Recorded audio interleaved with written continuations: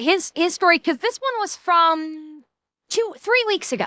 So it was 3 weeks ago he talked about this, because I may rage. I fully appreciate that I may rage, but after that name, I'm actually really interested in what the fuck happened. So, and he's basically I guess Rich is looking at this from a cop's perspective, of course. And the thing is I want to know if there's more detail and minutia to this than a kid literally just either being an asshole or losing his head and stabbing someone. So I want to get the context. I absolutely want the context, because context is key. So if I rage, I rage. I'm okay with this. But I want to know. So let's check it out. A Texas family says they're turning to their faith after the stabbing death of a 17-year-old high school student. Austin Metcalf and Carmelo Anthony did not know each other. Carmelo Anthony was sitting under Frisco Memorial's pop-up tent at a track meet Wednesday morning. He said, well, you don't belong here. You don't go to Memorial. He had a Centennial tracksuit on. Anthony grabbed his bag, reached inside, and said, quote, touch me and see what happens. Jesus! Anthony stabbed Austin once in the chest and then ran away. My son is Oh my God. Today we're going to be talking about the murder case of Austin Metcalf by Carmelo Anthony. Now, this unfortunate murder has gotten a lot of press, and God, for a lot of wrong reasons. 2 high school kids, both athletes, both of their lives ruined. One because they've passed away, and the other one because he took the life of the other kid. And people across the internet are bringing up some crazy theories that they know nothing about. I move that I be disbarred. Like castle doctrine or stand your ground law. What? The legal right to self-defense in Texas. Okay. On the bare bones explanation that you guys said, which was they said you don't belong here, one person pushed him, and then he went stabby stab. Who in the holiest of fucks is actually trying to excuse this with fucking castle doctrine? Who is trying to excuse this as goddamn castle doctrine? Nobody pushed it? Okay, well, somebody in chat was saying that one person might have pushed him. Well, Access, we're going to find out, because Rich was just saying he reached into a bag. Now, the bag may have been slung on his shoulder, by his side. We're going to find that out. And yeah, castle doctrine don't apply to a fucking school. So what brain trust is saying castle doctrine? I'd love to know. Anyway, we're only a minute into this.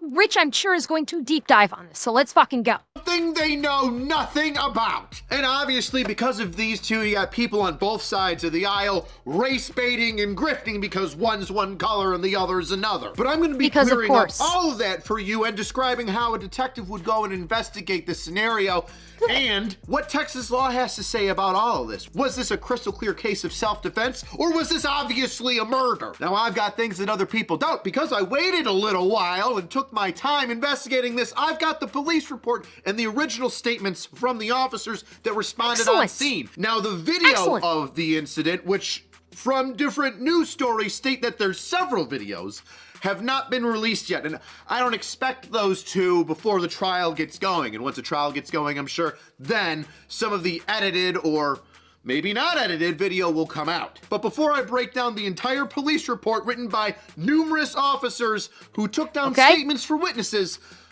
a word from this video sponsor. But on a serious note, have you heard of Raid Shadow Legends? Raid has been a top-tier game for over 6 years now, and it has an endless amount of content, and it's still going. With AAA graphics on your PC or your mobile app, you can better enjoy Raid's far advanced PvE mode. I personally enjoy opening each and every shard to see which champion I get. Sometimes they're good, sometimes they're bad. And ever since downloading Raid, I can tell you one thing for a fact. Your toilet time will never be boring again. And because Raid is turning 6 years old, they're giving you a birthday present. Oh, how nice. you're gonna get the Epic Hero Zargala for free, plus other goodies worth a total of $60. Alex, they've got the money for advertising. People must be playing it. I've seen an increase in the raid ads lately. Rich has been doing them more. I've seen Roanoke has been doing Raid Shadow Legends. He's been doing raid. Like, they're clearly making good money if they can continue to hire YouTubers to do ad stuff. Just to help new users kickstart their gaming experience. And if you use the Anniversary Edition promo code Monkey King, or one of the other 3 champions by using their codes, but you can only use one. And those 4 champions are only available with My Angry Cops link or QR code within 48 hours after downloading the game from the link. But choose wisely and stack up their skills amongst the others in your champion's horde. And what better way to celebrate Raid 6th anniversary with a grand masquerade? And with spring being here, it is the time for carnivals. Raid's bringing the world of Teleria to life like never before. You want to see something cool? Here's my AI transformation with the Seducer. No, that wasn't my idea. Raid said give them a photo, and they made me the Seducer. I mean, obviously. So if you haven't started yet, what are you waiting for? Click the link in the description to scan my QR code. To get anniversary bonuses via only my link, where you'll get the starter pack worth $60 and an Epic Zargala. And make sure you use code Monkey King to get a Void Legendary Champion, Sun Wukong. So join me, and if you want to join my clan, you can do that too. Let's get into this so that we know the facts as they lay out from the police report. And feel free to pause and check. I'm going to do that, and I'm going to move. I don't know how well you guys can see this. In case he flashes off this, I'm going to read it. So we obviously have personal information up here, first-degree felony. The narrative. On 4/2/25 at 10:01 hours, I, Stanley School Resource Officer E. Cortez, heard of the radio dispatch call out a stabbing call at David Q. Kendall Stadium, address of it. FPD called notes indicated that an athlete was stabbed. Suspect was reported as being a black male wearing a gray hoodie and blue sweatpants. I immediately left my office and ran across the Stanley Middle School parking, address, lot towards southwest entrance into the stadium. As I entered the stadium, 2 high school age students informed me that the victim was on the north end of the stadium by the bleachers under Memorial High School tent. I did not identify these students. Next, I proceeded towards the north end of the stadium, visitor side, on foot. As I got closer to the north end, I could see the Memorial High School school tent with multiple individuals under the tent. Once I arrived onto the north side bleachers, an adult male who was on the track pointed out the suspect. I was not able to identify that witness. The individual that was pointed out to me was a black male wearing a gray hooded sweatshirt and dark-colored Nike pants. The suspect at this point was on the... and it cuts off there. So, if he brings up more police reports, I may pause it so we can see those too. Check out all the individual documents that I put up one at a time as I go over the pertinent information from each officer's statements within this report. Let's start off with the school resource officer that's located in the Staley School where the stabbing took place. The school resource officer, Cortez, was able to put the suspect in custody and the first on the scene. At least that's the way that it looks like from the report. All the following officers detail what they did and how they all kind of correlate and corroborate each other's stories. But let's get into SRO Cortez's statement. Cortez hears stabbing call out over the radio, runs onto the track and field where 2 students point out the location of the victim. Cortez sees the Memorial High School tent with people around it, under it, and by the bleachers. Someone points out the suspect, black male, gray hooded sweater and dark Nike pants. Cortez tells the suspect to put their hands in the air. Okay. See, track on the north end. There was a chain link fence that separated me from the suspect. I gave the suspect instructions to keep his hands up in the air. During this time, the suspect said verbally out loud, I was protecting myself. It should be noted that I had not questioned him about the incident when he had made that comment. I asked him if he had any weapons, and he said no. I patted him down. Oops, spelling error, my guy. For weapons while we were walking along the fence, and I did not locate any on his person. I instructed the male to continue walking along the fence, which he complied, towards an area where there was an opening in the fence that led off the track. While walking him off the track, the suspect also said he put his hands on me. I then detained the suspect in handcuffs behind the back and had him sit down on the ground. Officer A. Ricci had arrived on the scene at that time. I conducted another pat-down of this person and then searched his person. After he gave me consent, no weapons were located. While the suspect sat on the ground, I advised that I had the alleged suspect. The suspect then responded and says, I'm not alleged, I did it.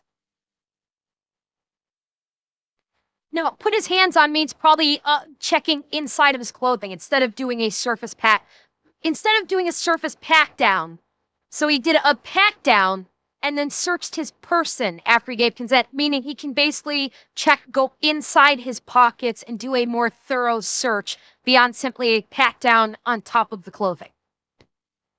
Well, no, Leo, that's why he's, where to say, where he put here, it should be noted that I had not questioned him about the incident when he made that comment. So he's actually making a statement. He actually made a statement. He is not questioning the suspect at this point. Everything the suspect is saying is spontaneous utterances, which are admissible because the SRO had not started conducting any interview. These would all be considered spontaneous utterances and are fully admissible in court. Even if he's been arrested, even if someone has been arrested and put in handcuffs, if an officer is not asking questions and the suspect makes spontaneous utterances, those are permissible in court because the officer or detective is not asking questions. And so, therefore, spontaneous utterances are not protected by the Fifth Amendment. They're made of his own free will without prodding. So, yeah, he is not protected by Fifth Amendment from any of these statements that he has said thus far. And gets the suspect in custody.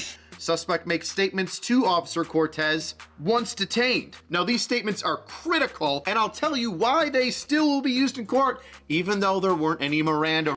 Sam, my guess is the fence probably was not like a 6-foot high fence. It was probably a lot. Many schools, like in track fields area, the fences are only perhaps like 2 or 3 feet high.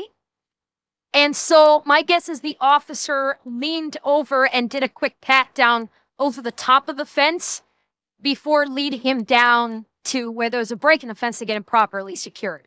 That's probably what he was referencing about patting him. It's not like through the fence, it's probably over the fence. Because those like they only have short, low fences surrounding a lot of like track and field arenas. So that's likely that's what that's in reference to. Rights read. So what did Carmelo Anthony say? Well, I was protecting myself. He put his hands on me, and when SRO Cortez goes over the radio to say, I have the alleged suspect in custody, Carmelo responds with, I'm not alleged, I did it. And later on, while Cortez and another officer walk Carmelo to the patrol car, he makes another statement. He put his hands on me. I told him not. Here we go. Let's read this. Next, Officer Ricci and I walked the suspect to patrol vehicle Blakey Blake, the Officer Ritchie's, which was on the northeast gate of the stadium. As we were walking in the squad car, the suspect was emotional and said, he put his hands on me. I told him not to. I did not question the suspect about the incident while he was escorted to the patrol vehicle. I searched this person once again, and I had him sit in the back seat area, driver's side. While the suspect was in the back seat, I noticed fresh blood on his left middle finger. I verbally acknowledged that I saw blood out loud so that it would be captured on my body-worn camera. It should also be noted that the suspect asked me, is he going to be okay, while he was in the back seat. Well, no, he said that he did stab him, but yes, the utterance is like he is admitting to stabbing him, but he's also trying to qualify it as self-defense. And this statement of, he put his hands on me, I told him not to, is not helping his case. Somebody laying hands on you is not justifiable cause to stab them. And thank you, Leo. So yeah, all of his spontaneous utterances already are not doing him favors. At all. Not to. Is he going to be okay? Now, in New York State, we call these 71030 statements based on New York Criminal Procedure Law, CPL 71030. Now, each state... Alex, that's the question which I'm sure Rich is going to get into. The way it sounded is he reached into his bag that he had with him. Not that he left the tent, went to another location, and then returned to the tent. It was, he said he stepped over to his bag, which from the way Rich initially put it, might have been with him or right next to him. But I'm sure Rich is going to clarify that. State has its own 71030, but a 71030 is this. Oh, I don't think I'm a lot dumber than you thought that I thought I was once. Spontaneous utterance or statement, meaning that I, as an officer, while effecting an arrest or going about my job, run up to somebody who may or may not be involved in a crime, but let's say that they are. They're the suspect, and they start saying things like, yeah, I did it, or I only stabbed that once. Well, those statements can be used in court even though the Miranda rights aren't read. This is important, all of you internet sleuths and true crime people. Yep. Miranda rights do not need to be read to you when you're arrested. I know. Yes. Mind-boggling. Yes. This is unfortunately something that Hollywood has fucked up for people in their heads. When you are arrested, in fact, many police, there are like thousands upon thousands of cases of people that get arrested that are not once read their Miranda rights. Miranda rights are only necessary if you as the police officer wish to interview them for investigative purposes. That's the only time that you need to Mirandize someone. And asking them questions like, what is your name? What is your date of birth? What is your address? What is your phone number?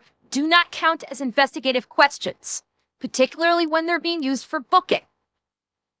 You could, people get arrested by the thousands every fucking day for a myriad of charges and are never read their Miranda rights because they are not interviewed in an investigatory capacity. They literally are, you're arrested, you're going to jail. And we're going to ask you questions to put into the booking computer, and that's it.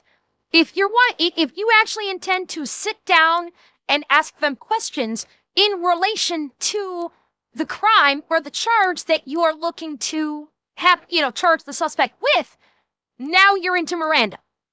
Now you have to add, now you have to read the Miranda rights, typically also in paper format. I know a lot of police officers, particularly detectives, like to actually have the suspect sign a Miranda rights form.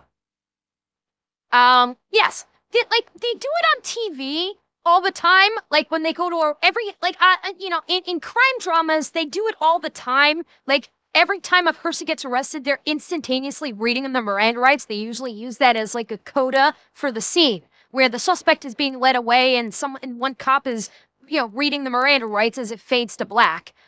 That typically doesn't happen. The Miranda rights don't start until being interrogated or interviewed. That's when Miranda comes into play. The amount of times you've probably watched an episode of Cops and seen somebody say, you ain't read me my rights. You ain't read me my rights. Miranda rights are only read when the individual believes that they are detained or they are not free to leave and under arrest, and the officer, detective, investigator, whomever asks them direct questions regarding a crime that they may be implicated in. Does that make sense? So if I pick you up and I don't say anything to you other than you're under arrest, and then I throw you in the back of the car, everything you say jibber jabbing away at me in the back of a cop car can be used in court. Oh, right. Something you don't learn every day. Now let's continue on with Cortez's statement. Cortez says that while being placed in the vehicle, there's blood on Carmelo Anthony's hand. Officer Cortez makes a note of it on their body cam. Hey, I see that there's some blood on the suspect's hands, which I think is great. I loved when I had a body cam. I loved talking to it like it was a person. I'm pulling this person over for this. Yes, like Zeb, absolutely. There of course may be circumstances where at the time of arrest, an officer will read a suspect's Miranda rights. Absolutely, yes. It is circumstance dependent, though. If you're arresting someone for DUI, usually you don't need to. If you're arresting someone for reckless driving, you don't need to. If you're arresting someone for for citing, you may not need to. There are a ton of arrests where cops will not read the Miranda rights because it's unnecessary. They're not going to be interviewing or interrogating the suspect. All they're going to do is they're going to take them back to the station and book them. Okay, Desar, have a great night. Said? I'd say probably more than a few. I'd honestly say probably more than a few, realistically. Oh, wow, they're really swerving. Blah, blah, blah, blah, blah. Hey, man, you're really freaking me out. Please stop scaring me. Please stop scaring me. It paints a really good picture of how you're feeling when you talk to your body cam. I called mine Larry. Cortez transports Carmelo Anthony to lockup. They take away his clothes because there's blood on the clothes. They hold them in for evidence. And then that evidence in a bag is given to their evidence collection agency and submitted as evidence. Boom. Great job, Cortez. Now, I forgot to mention earlier, when Officer Cortez grabs Carmelo Anthony, Cortez asks him, are there any weapons on you? And Anthony says no. Pats him down, no weapons found. They do a better pat down later on, still no weapons found. Significant, because the victim was supposed to have been stabbed. That's what this whole calling was, a stabbing. But yet, the suspect doesn't have a weapon on them. Well, what does that mean, boys and girls? You think we need to look for more clues? So do I. So that means that weapon is it. thrown somewhere and now we gotta find it. When you put that out over the radio, hey, suspect has no weapon on them. Hint, hint, other patrol. We should probably be looking for that thing. But let's move on to the next officer, Officer Ricky, Reese, R-I-C-C-I. I'm gonna go with Ricky. Oh, Ricky, you're so fine, you blow my mind. Hey, Ricky! Officer Ricky seems to be the second officer on scene and assists Officer Cortez. And most of Officer Ricky's statement backs up and supports Officer Cortez's depiction of what went on. But Officer Ricky also remembers a different statement that Carmelo gave while being led to the car with Officer Cortez. Officer Ricky hears Carmelo ask, could what happened be considered self-defense? Oh, hang on. Okay, let's see. When I arrived on scene, I approached the track and field area and saw Officer Cortez kneeling next to a black male wearing a gray hood sweatshirt, blue sweatpants. The male, later identified as Carmelo Anthony, was in handcuffs and was seated on the sidewalk by the entrance to the track. As I approached Officer Cortez stated Anthony was the alleged suspect. Anthony then made a spontaneous statement and stated, I'm not alleged, I did it. Officer Cortez conducted a pat search of Anthony's person to ensure Anthony did not have any weapons and found nothing of evidentiary value. Officer Cortez and I then walked Anthony to my pre-searched vehicle. And now, I'll stop there. Why would they say pre-searched patrol vehicle? In case it's not obvious, so this way the suspect can't try and make the claim of, if the suspect tries to ditch contraband or weapons or something in the patrol vehicle to try and hide it, and then after they've removed the suspect from the vehicle, brought them into lockup, and then they go back to check their vehicle and find dope, they find weapons, whatever, then they'll know that they belong to this because they pre-searched the patrol vehicle prior to going out on patrol. So that's why they put in the pre-search patrol vehicle. Because if somehow Carmelo managed to hide the weapon where it was not discoverable by a pat-down search and then ditched it in the back of a squad car while they were driving to the booking to try and get rid of it, after they brought him into booking and Officer Ritchie went out and checked and did the check of his back seat and saw, hey, look at that, there's a weapon. They know it came from Carmelo because they had searched the back of the vehicle prior and they knew nothing was there. So that's why this is in this officer's report. Anthony was seen in the rear driver's side compartment of my patrol vehicle. While walking to my patrol vehicle, Anthony made another spontaneous statement and asked if what happened could be considered self-defense. I replied by telling Anthony I did not know what happened. It should be noted that in-car camera in my patrol vehicle was activated prior to Anthony being placed in my patrol vehicle. Again, All of this is to corroborate any video evidence that will be presented in court. So, that way, if anything, if Anthony, if Anthony was, if Carmelo was placed in the vehicle, and while the two officers are outside the vehicle with the doors closed, and he's saying something, that's going to be picked up at the camera. So that's why he made the notation of, look, it was activated prior. There's no editing. The in-car camera was active, so there's going to be no, crazy editing in terms of when he made the statement, or a defense attorney trying to basically pull some bullshit, say, oh, this camera evidence is fake, or anything like that. It's basically CYA case for the case. Which we are going to talk about later. In Texas, you have the right to defend yourself. Castle doctrine, stand your ground. We're going to get into it.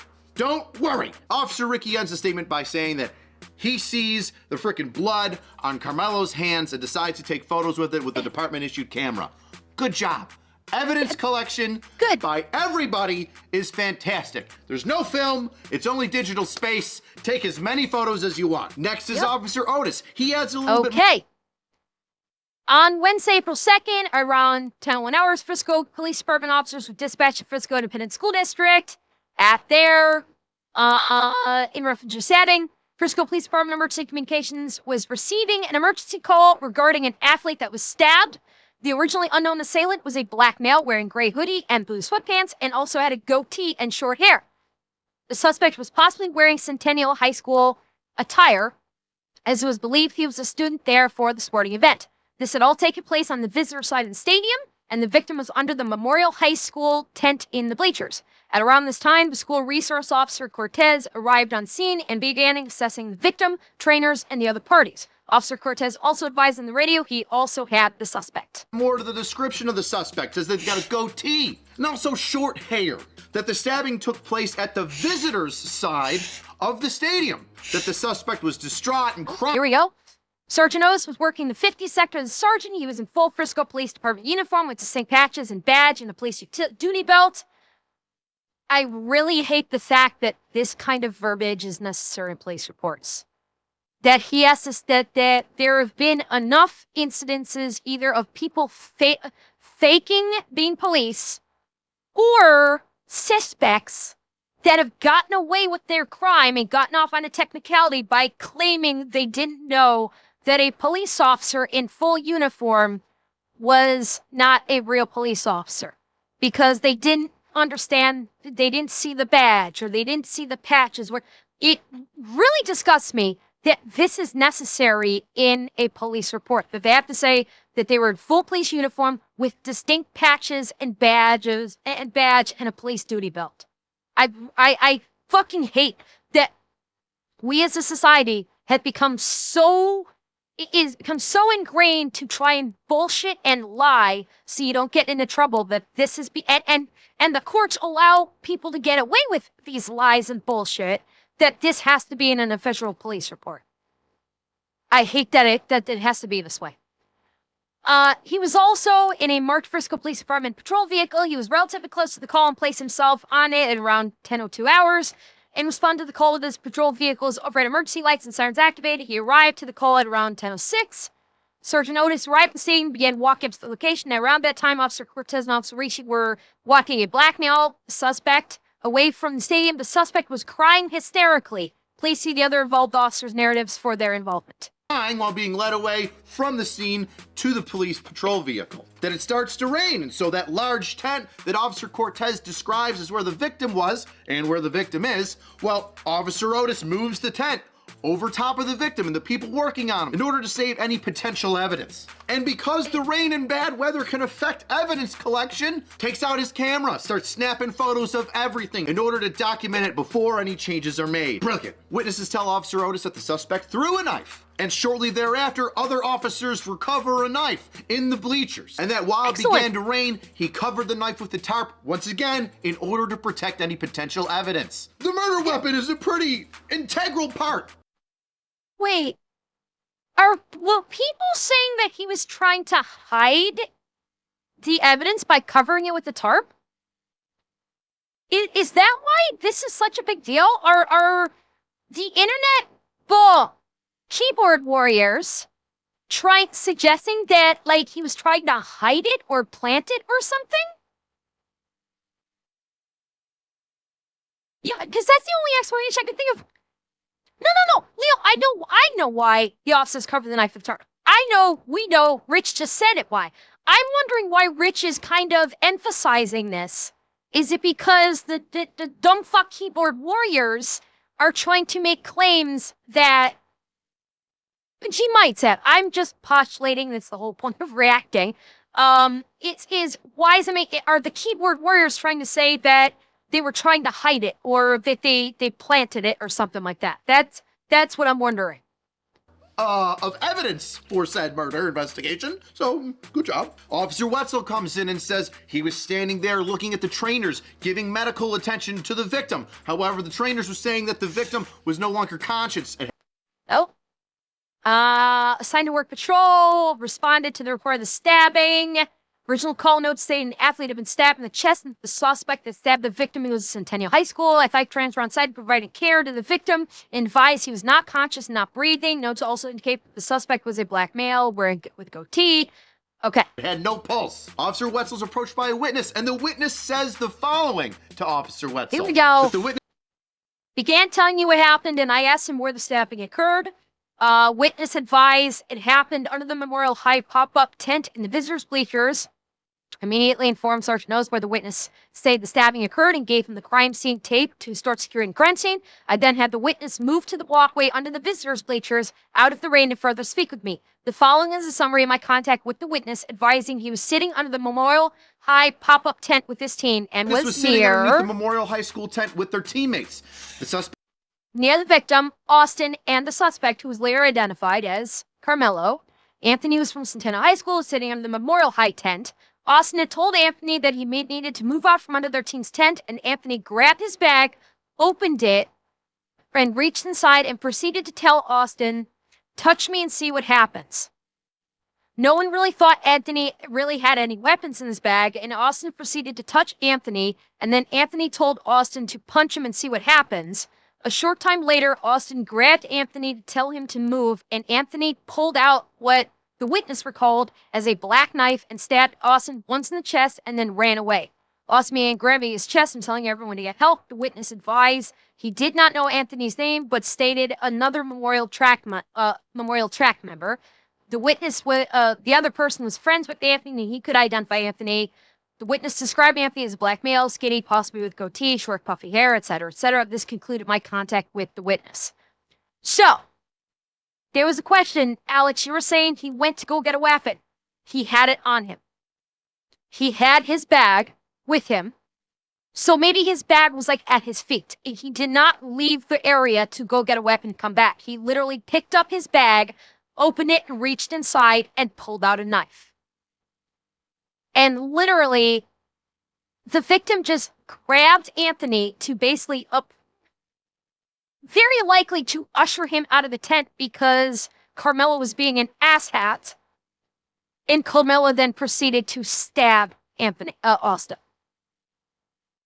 For, at this point, reasons. Suspect sat under the tent, but he was from a different high school. He was at a track meet, High School. The victim told the suspect to move not. From under their team. He was not simply just threat, like, he was fucking hostile from the get-go. From the absolute get-go, he was hostile. Where they were like, dude, you need to get out of here. And his first response was, touch me and see what happens. Oh, Hassan, wait, Hassan on his stream was saying the suspect left. Okay. Hassan knows precisely jack and shit, and Jack left town about law enforcement. Hassan is not even the last person I would ask about law enforcement. I would never ask Hassan about law enforcement, period. He does not know fuck all. Okay? His words mean absolutely fucking nothing. Who is it that was, let's see. From what I heard, he disengaged before grabbing the weapon, which is why this is not self-defense. Well, I mean, Alex, it's not self-defense in any stripe. Self-defense with a weapon implies that you are perceiving such a significant threat of bodily harm that you need to utilize a weapon for defense. Even if the two of them got into a fist fight, that's still not justifiable reason to pull a knife and stab someone in the chest. You would be very hard-pressed in a court of law if you got into a simple fist fight and you stab someone, you would be quite hard-pressed. Unless one guy is like 5'2" and he's getting getting beat on by a guy that's like 6 foot and built like a bird shithouse, where his punches literally could do great bodily harm, then there could be justifiable reason to have to draw a weapon. That's not here. Exactly. He literally just grabbed him and Anthony responded by stabbing him in the chest. So what it's sounding like is this is a guy with a chip on his shoulder and was trying to prove how much of a Billy badass he was. And as soon as he did it, he basically had an oh fuck moment. That's what this is feeling like. President for West Congress. While Communist Fowler was ushered away for zero reason, while Communist Fowler East even start the press until the victims. Oh, really?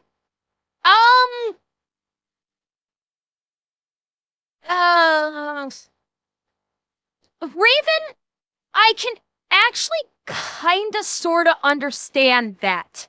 If the victim's father was present for a press conference from the offender's father, I actually could kind of see them wanting the victim's father to be not present. That does make sense because having them both there, I could easily see tempers going through the fucking roof, go through the roof, and we see another fight or worse break out because emotions run really high when you have both the victim and the offender's parents right there. I honestly, I can actually see that as being a legit request of asking if the offender's father is going to be holding a press conference and the victim's father is there. Revenge is a thing, especially with parents. It absolutely is a thing. And so I can actually, that part I can understand. Teams 10. The suspect grabbed his bag, reached his hand in, and told the victim, "Touch me and see what happens." The victim touches the suspect, and the suspect replies with, "Punch me and see what happens." The victim grabs the suspect to tell him to move. The suspect pulls out a black knife, stabs the victim in the chest, and then runs away. The victim grabs their chest and yells, "Get help!" And the witness adds more information to the physical description of the suspect, that the suspect is in Continental High School clothing. Wait, the victim's father was fired from his job? Why? Why did the victim's father get fired from his job? Please tell me this is not in relation to this. Or is it just like, is this just something? They swatted the, Kanito, which father? Which father got swatted? The victim's father or the suspect's father? The victim's family was repeatedly swatted? Oh my fucking god. So that's what they're doing. They're claiming that yeah, well, if the swattings, I'm guessing are probably verified. My guess is reports have been made. So my guess is the swatting is verified.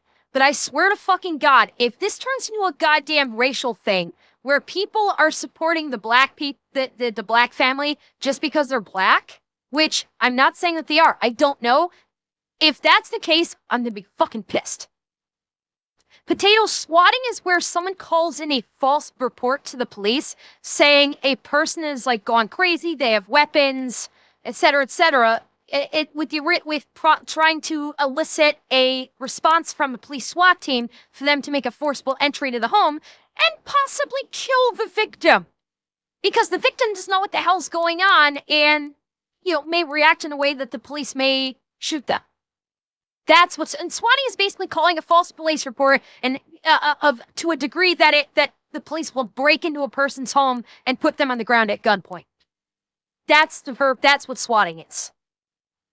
Officer Fisher gets on scene, is confronted by two witnesses. One of them happens to be the victim's brother, and the other one happens to be a coach. The victim's brother is obviously too upset to talk, so he begins talking to the other coach that's a witness. The coach states that he was sitting on the bleachers underneath the high school tent, the Memorial High School tent, that everybody, including the victims, around. And then an unknown black male came up and sat underneath the tent with them. The victim tells the suspect, since you don't go to MHS, you've got to leave the tent. The victim and suspect go back and forth. The victim stood up and shoves the suspect to move him from the tent. And during the argument, the suspect reaches into a bag and keeps his hand in the bag, eventually stabbing the victim.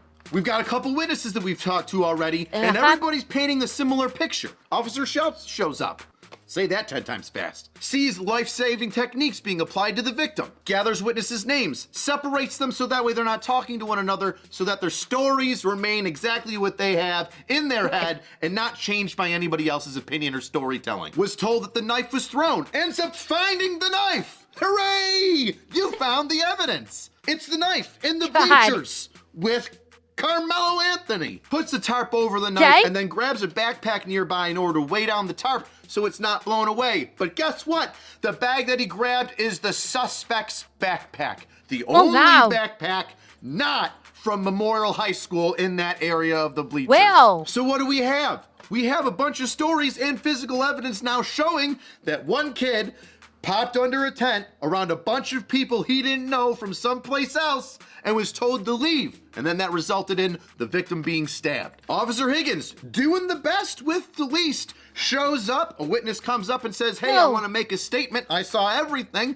Higgins says, hold on 1 second, notifies detectives, and detectives take that witness away to give an official statement and get a little additional questioning in there. What else was going on? What else did you see? And then closes shop and beats feet out of there. Sometimes less is more in policing, baby. Now we've got Officer Craig. Separates witnesses from the rest of the group. Yeah, Duran, that's my feeling too. That's why I said it sounded like Anthony went into this with a chip on his shoulder and he kind of feels like he was spoiling for a fight.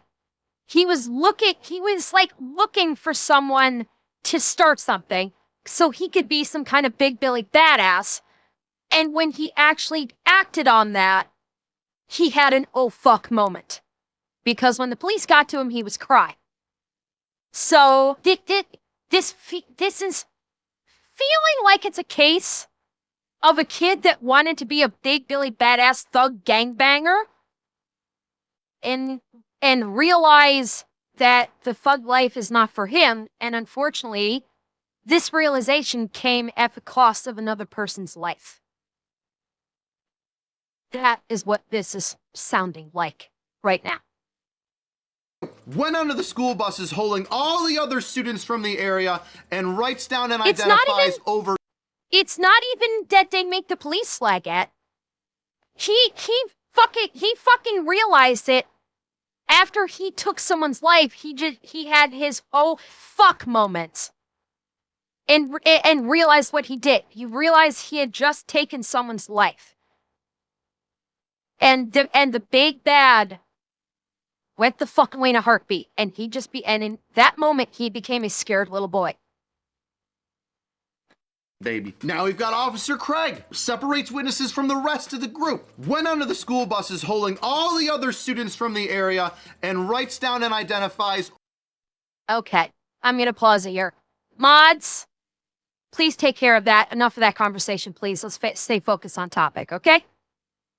Over 24 other witnesses, to include another 5 or 6 coaches. So right now, just from these officers' fantastic statements that they were forced to write, and I know begrudgingly did it because, that's like an hour of typing or whatever BS instead of out doing the job. But so important. Because the picture we have right now from everybody, including witnesses, is that Carmelo Anthony, a member of a different high school, came to the visitor's side of the football field where the visiting team was all set up, sits underneath one of the visitors' tents, alone, not with any other people from his high school. He's accosted by one of the high school students from the visiting team, the victim, and says, hey, you're not with us or our group. You can't just sit underneath my... And, yeah, and guys, as far as like the other information you guys are talking about, he may get into that. That's why I'm saying, like, hold off on it, because Rich may get into that, because that is evidentiary value. If there's other stuff that is being presented after the arrest, there could be more gathering of evidence post-arrest, such as his Facebook postings, or any statements he's made prior, or any arrests he's had prior. Rich may bring that up. That's why I'm like, hold off on that. Let's see where Rich goes with this before we start delving into all that, because we want to have it in context. We don't want to just basically have information vomited out from every different direction, because then we won't have context to it. It's going to be all over the place. And with a case like this, you want to have evidence. You're going to have a plethora of evidence. You need to take care to make sure that it is properly organized so it makes sense in context with everything else that is going around it. My tent, you need to leave. Carmelo Anthony says, what do you want to do about it? The victim says, you need to move. Carmelo Anthony says, don't touch me. You'll figure out what happens, and puts his hand inside of a bag. The victim goes over and shoves him away from his then gets stabbed in the chest, and Carmelo throws the knife, runs away, is apprehended by one of the patrol officers. People are rendering aid. They find the knife that was thrown. Witnesses are all saying almost the exact same thing, corroborating the story. But what the internet has done with this is immediately gone without all the information that we have right now, and started dictating. Jay, the argument for self-defense is out the window. There is no argument for self-defense. None. All of the witness testimony and evidence, basically, there is absolutely no case for self-defense here. You cannot make a case for self-defense. From being pushed? No. From being grabbed? No. With people saying, you need to leave? It's not even razor thin. It's non-existent. If they try to present an argument of self-defense with the current evidence and witness testimony that we have thus far, it will get laughed out of court.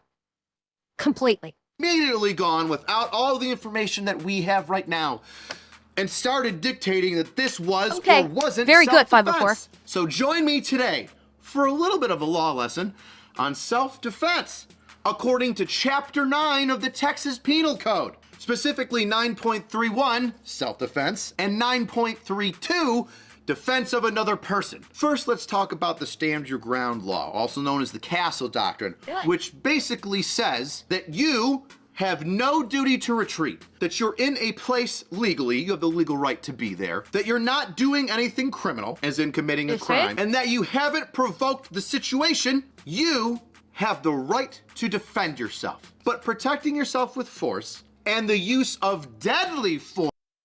Well, okay, Jay, I see what you're saying. So you're talking about honestly, their argument isn't even really made of tinfoil, because they're flat out lying and making stuff up. So it's even the argument is non-existent. It's an argument made for whatever fucked up, crazy reasons these people with no lives on the internet make. That's it. This is literally, I'd say 90% or better of the people on the internet screaming these reasons about self-defense have absolutely zero involvement, don't even live anywhere even close to the location, and are literally just wanting to and scream to feel important. This is literally people wanting to feel some level of importance and say, look at me, I have an opinion. Don't you appreciate me reading about my opinion? That's it. That's what these people on the internet are doing. They're not, they don't care about facts or anything. They just want to feel important because in their lives outside of the internet, they're insignificant and they despise that.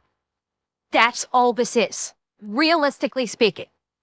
Defend yourself, but protecting yourself with force and the use of deadly force are two different things. Ooh, force, deadly force. One could be a shove, a punch, a kick. Deadly force would be a stab, a shot, beating with a hammer. So let's talk about deadly force, because that's what we're talking about today, right? The stand your ground laws, the use of deadly force. Well, there are limitations when it comes to deadly force. There has to be reasonable belief that deadly force is reasonable and necessary based on the circumstances. That means that if somebody's yelling at you, I'm gonna kick your ass, you can't just pull out a 9 and shoot them. Pop, pop. Also, as much as you'd like to. Get ready for this. Fist fights. If somebody gets in a fist fight with you, it's very difficult for you to raise the level of force used from a fist fight to a deadly use of force. If I shove or kick you or punch you in the nose, that doesn't mean you automatically get to pull out a 9 and shoot me again. Another restriction is its immediate use. Okay, so, and again, like what I said before, where if you're in a fist fight, that doesn't mean you get to pull out a knife. The one thing where, the one circumstance where it could be considered reasonable to do so, where it would be reasonable for one person to elevate to deadly force when the other person is not, is if one party is beating on someone so badly, either because they are much more physically imposing or because they get the person down on the ground and they just keep pounding, they're beating them so badly it has now become a threat to their life, i.e. they're like caving their skull into the ground because they're punching or kicking them in the head so hard. That is where it suddenly changes from, okay, you as the victim in that scenario can now elevate to lethal force if you have the means to do so. So I don't know if Rich is going to say that, but I wanted to preface that. Like, just because someone's fist fighting with you does not mean 100% of the time it cannot go to an elevated level of deadly force. It's if you as a, the way the law, many laws state is if you as a reasonable person, not as a reeing fucking Karen or a fucking bitch boy, but if you as a Jesus, I'm getting myself confused. You as a reasonable person have an understandable and demonstrative fear of your life, you can elevate. If there's a circumstance where you have as a reasonable person, you demonstrably can articulate a fear for your life. As a reasonable person, typically speaking, in the law for most states, that is what will allow for the elevation from non-lethal to lethal use of force in self-defense. The threat that you are facing has to be happening now, in the moment. It can't have happened in the past, and then you return and pop somebody because they threatened you with deadly force. And it also can't happen in the future, as in the speculative use of deadly force. I think he might use deadly force in the future. Well, Durahan, intent is a factor, but it is incredibly difficult to discern intent in the heat of a fight. When you are in the heat of a fist fight, it is incredibly difficult to discern intent, and it would be very difficult for you to articulate that in a court of law. If a lawyer were to ask you, well, how did you know that he was that he was trying to kill you? It would be incredibly difficult unless there was a spontaneous utterance by the other party that was basically, I'm going to kill you, or something of that nature.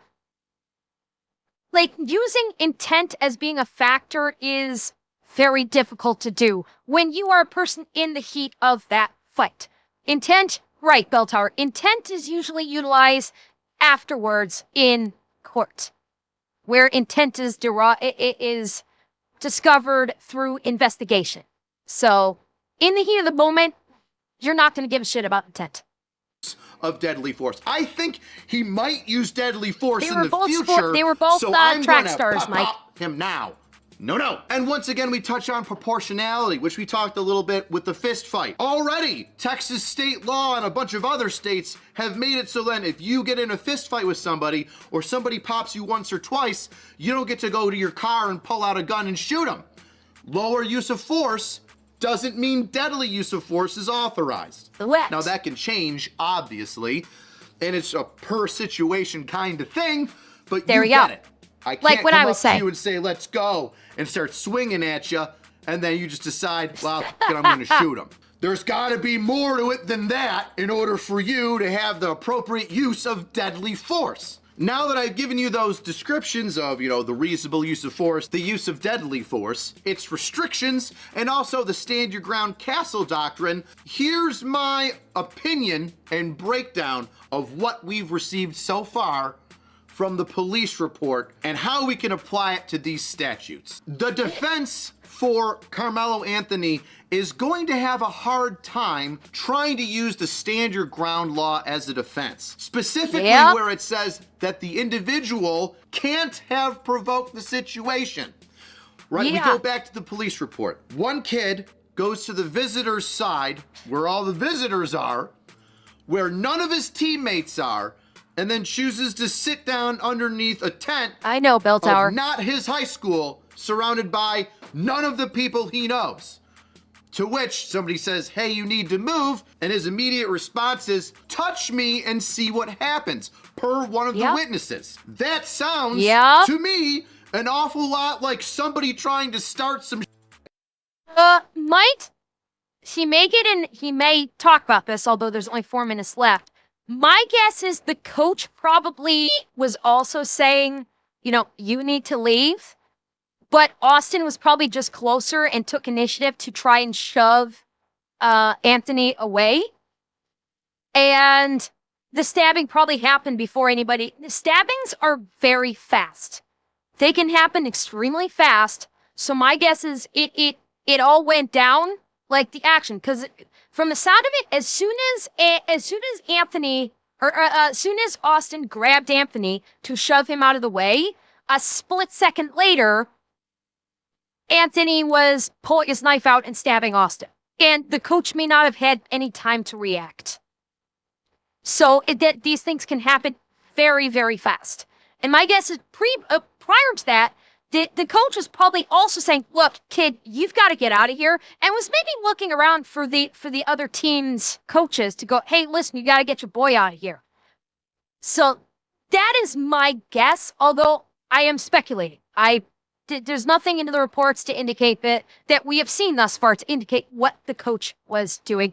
And 939, thank you for the tier 3 also. Thank you very much. With a group of people. If I'm at the beach and I have a tent set up and my family's in it, and a stranger comes over and then plops themselves next to my family, I'm gonna look at them like, what are you doing? Get away from my— Oh my god. That's Melia. Hi. Hi, Gore. Gore, are you cheating on me? Are you cheating on me, Gore? Welcome in, Raiders. Welcome in. How are you? How was your stream? How was Undertale? Did you have a fun time? I hope so. Welcome in. You are caught us actually at the tail end of an Angry Cops video where we're going over the evidence of a case that occurred in Texas recently of, unfortunately, one track star unaliving another track star. We're on the tail, so it caught us on, unfortunately, a very heavy and very police procedure and crime-oriented video. But we're going to be doing more stuff. We're going to be doing more after that. But thank you so much for the raid and welcome in. And please feel free to stay in and join us. We always love more company here. My shit. Yes, I'm in a public space, but you're like in my shit by my family. Off. And if he goes, touch me and see what happens. Well, that just looks to me like he's intentionally starting a fight with me. Yes. Why? Yes, he is. Know. But in Carmelo's case, one could speculate that he wanted to start a fight with somebody, and that his intent may have been. Yep. Yes, and that's what I said earlier. His attitude, he was scrapping for a fight. He wanted to try and prove that he was a big Billy badass, a badass thug wannabe, and was trying to act all hard so he could go over to his own teen afterwards and go, yeah, I just sat down there and told them to go fuck themselves and they weren't going to do nothing because they're pussies. And then he actually did something and then his world fell apart. And he realized, I'm actually not a big badass thug, I'm just a scared little boy. He wanted to start a fight with somebody, and that his intent may have been to stab somebody and use self-defense as a defense. Why do I say that? I know. Hold on to that thought, I'm a horrible Revan. man, and I hate everybody. No! After he sits down and says these things, his hand immediately goes into his bag and starts fiddling around. Remember what we talked about when we said some of the things you can't do for use of deadly force? Speculative force? If you're sitting down in the bleachers under somebody's tent, they tell you to move, you say, touch me, you see what happens, and then immediately grab your knife in your backpack for the speculative force that they might use, you're already wrong. You're already amping up the situation and preparing to use deadly force when it's not authorized because guess what? Number 2, proportionality. If a kid's picking you up and tossing you off of a bleacher, that doesn't give you the right to use deadly force. Once again, it's a fist fight. You can't just stab somebody because you got in a fist fight with them. There needs to be something more. And here it's even less. No witnesses say that punches were thrown other than a shove or grabbing somebody to then shove. So no, deadly force is not authorized here. Not in the use of self-defense and not in stand your ground or castle doctrine. Unfortunately, what it appears to be right now, for me, looking at the police statements and also some of the witness information that's in those statements, is that this is full-blown a murder. Now, based on potential witness... Well, I don't know if I would call this... I would probably classify this more along the lines of... My guess is he is not going to be charged with murder. He is not. He's not going to be charged with murder. If there's a murder charge, it's going to be 3rd degree. And they may very well initiate the court case with a murder 3 charge and then bring it down no, he could not have been charged with murder once, Dave. Murder 1 is premeditative murder. He will be okay, hang on. Maybe murder 1 is not premeditative. Okay. Steve, I believe that I trust the news about as far as I can throw a piano. In Texas, this is premeditated. I don't know if this would be considered premeditative. I really don't. Now, again, regardless of what degree of murder. Oh, Texas doesn't have 1st, 2nd, or 3rd degree. Okay, that's what I was going to say is I was not aware of what murder degrees Texas has. My guess is this is probably going to be moved down to reckless manslaughter. That is my suspicion. Okay, capital murder and manslaughter. Okay, thank you, Yard Dog. I was unaware of the degrees there. So they're going to charge him with murder, and then what's going to happen is when it actually goes to court, the prosecuting attorneys are going to reduce it to manslaughter because for manslaughter, it is open and shut. There's a good possibility that they could make murder work. I don't have any doubt for that, but manslaughter will be a slam dunk. And so they will very likely reduce the charge to manslaughter, which still does carry prison time. Make no mistake, manslaughter is still a felony, and it still carries prison time. That is more than likely what you're going to see. Cullen County likes to keep it at murder. So, Kaibo, you think that they're gonna try and go full bore and just and convict him for murder instead of dropping it down to manslaughter?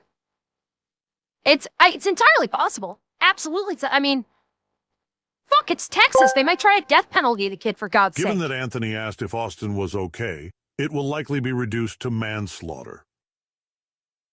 That's, I mean, his lawyers will definitely argue that, Leo. His lawyers will definitely utilize that as an argument to try and reduce it.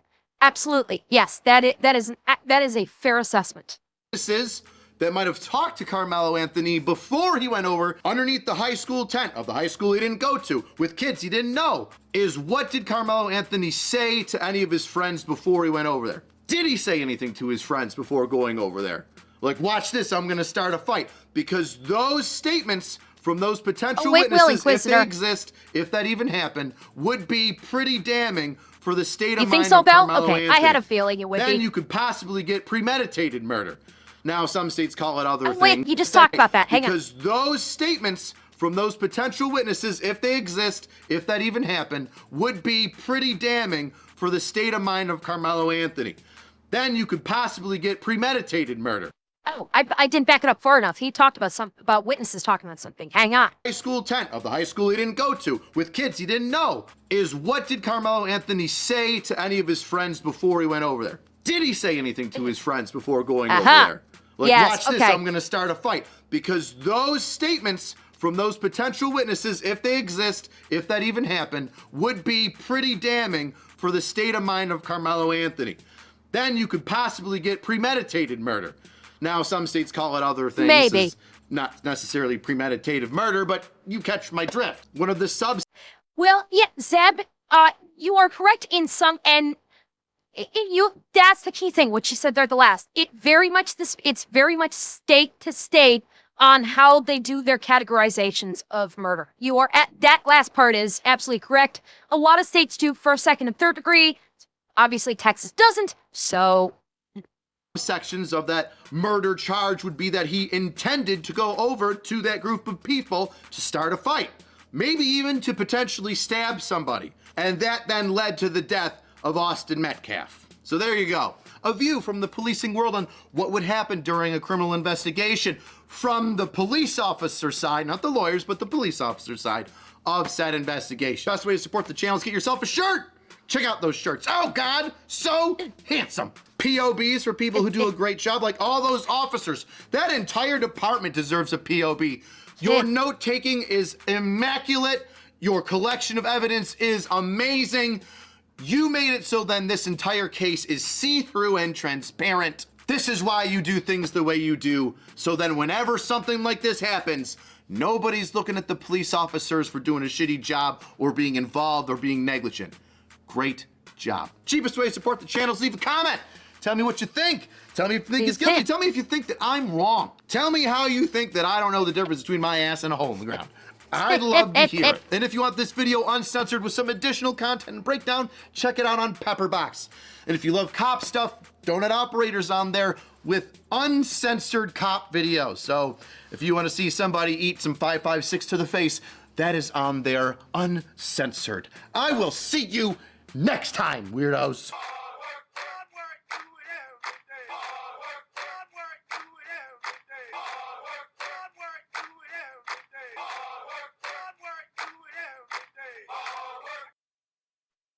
Okay, so one thing I will say as a coda to this.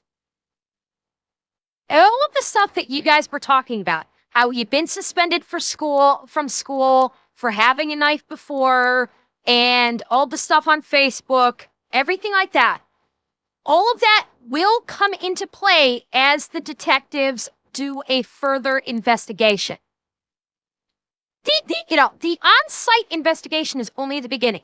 The detectives will conduct a further investigation. They will be checking his Facebook. They will be talking to his friends. They'll be talking to other people that were at this track meet. They'll be determining, like you guys were asking, was he supposed to be there in the first place or was he just there? All of that is going to be investigated by the detectives, which can result in either the charges maintaining or the charges, or them upping the charges, the charges. Again, this is information we don't have yet, like, in terms of all of that stuff. So the day of, if not after, okay. But again, this is something that all of the detectives are going to gather as information. It's something that the prosecuting attorney's office is going to gather as evidence for their case. What we were interested in here is the bones of the case. What happened on scene? Because people are claiming that is self-defense. And by the way, the whole thing about doing the GoFundMe and what the parents may or may not have done with the money afterwards, I don't care.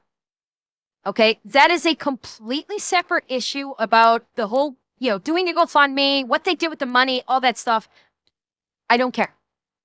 I honestly don't care about that right now, because the only thing my focus is on the case itself, the facts of the case. That is where my focus is. We can, if something more comes about in another video later about these people scamming, the family scamming folks out of hundreds of thousands of dollars to buy shit, whole different story. Maybe we can look into that at another time. That's not my focus here today. My focus was the case. We saw the case. And goddamn, yeah, it's a pretty straightforward case. And goddamn, do I feel terrible for the family of the victim. Because the family of the victim is, even after they've lost their son, it sounds like they're still taking hit after fucking hit. After the biggest one of their life. It's even after the biggest one of their life. It's just... No, if you mean the victim of this case, Mike, you are correct. He didn't do anything wrong. And that's why it is so heartbreaking that some guy who was probably trying to prove that he was a big Billy badass gangster thug had to lose his life because this fucking little pissant had to try and prove how big his non-existent balls were. It sucks. It really does.